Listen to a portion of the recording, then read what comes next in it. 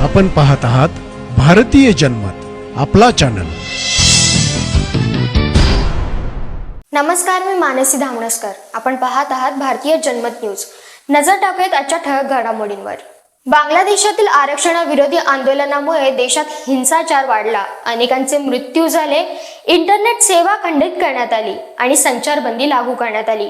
पंतप्रधान शेख हसीना यांनी राजीनामा दिल्याने भारत आणि बांगलादेशाच्या संबंधावर परिणाम होण्याची शक्यता आता वर्तवण्यात येत आहे.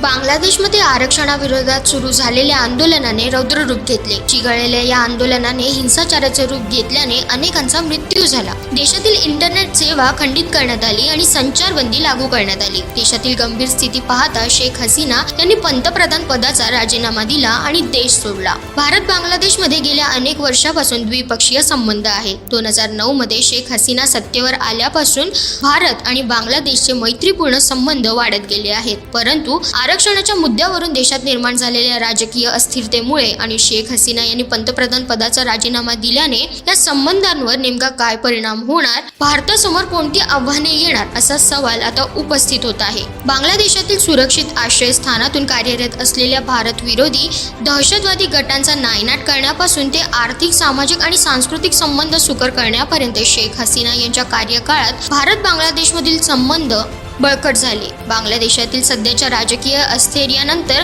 शेख हसीना यांनी राजीनामा दिला आहे. त्यामुळे वाढते व्यापार संबंध, वस्तूंच्या आदान प्रदानावरील मर्यादा, दोन्ही देशांमधील संभाव्य मुक्त व्यापार करार थांबवणे यांसारख्या अनेक अडचणी निर्माण होऊ शकतात.